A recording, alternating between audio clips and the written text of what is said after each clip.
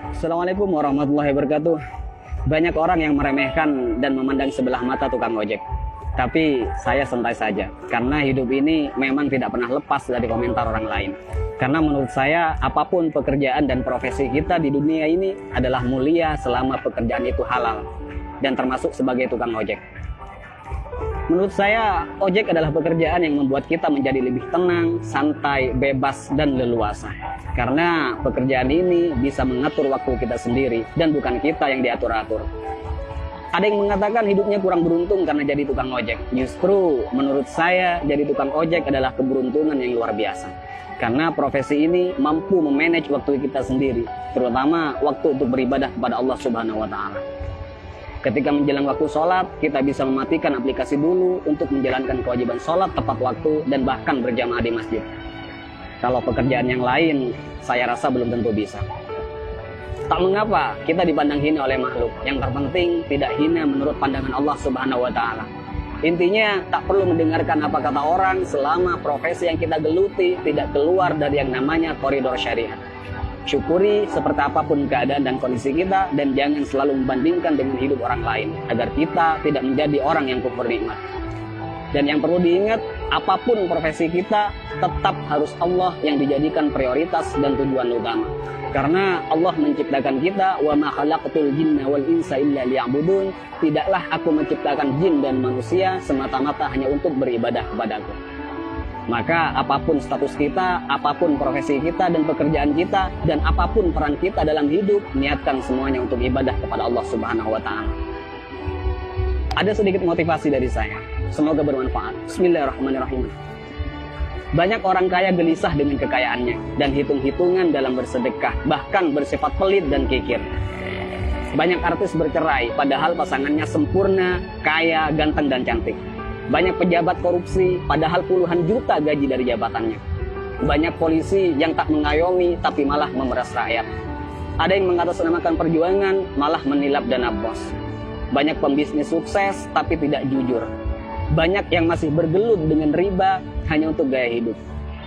Ada yang menguasai banyak ilmu agama, tapi gemar bermaksiat dan tak mengamalkan ilmunya. Ada yang gemar berdakwah, tapi tak mampu mendakwahi dirinya sendiri. Ada yang suka minum khamr, narkoba, dan berzinah dengan alasan kesenangan. Ada yang sudah berkeluarga dan bahkan punya anak merasa kurang tentram, seolah jauh dari kata sakinah, mawaddah, warahmah. Ada atasan yang suka menyunat uang bawahannya. Ada seorang guru atau karyawan yang suka korupsi dan bahkan korupsi waktu. Ada yang punya proyek dan tidak jujur dengan proyeknya.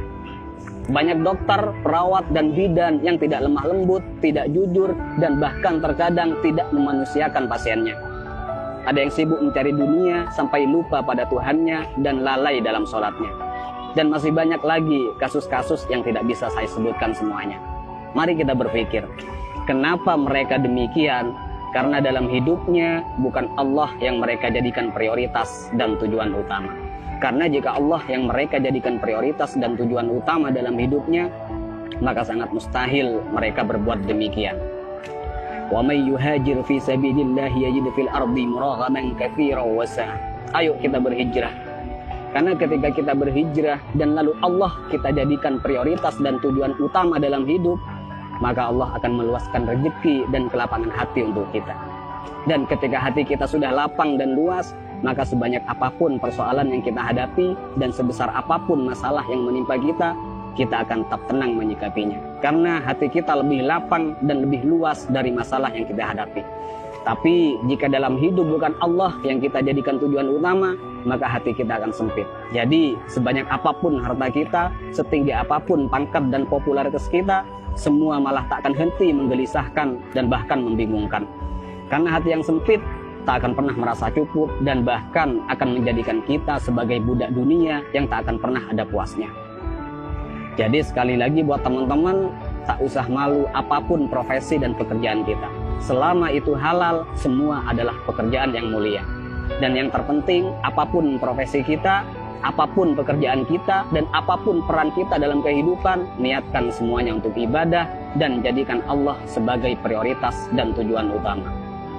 Dan jika kita galau, gelisah, sedih, gundah gulana, hati tidak tenang, maka perlu kita cek. Pasti ada kesalahan dan maksiat yang kita lakukan. Dan sudah pasti kita meletakkan dunia di atas Tuhan. Dan juga saya pastikan hubungan kita dan Allah sudah tak lagi mesra. Jadi kesimpulannya, tolak ukur ketenangan dan kebahagiaan bukanlah kekayaan, bukan jabatan, dan bukan popularitas. Tapi tolak ukur ketenangan dan kebahagiaan adalah tergantung di mana letak Allah di hati kita. Assalamualaikum warahmatullahi wabarakatuh.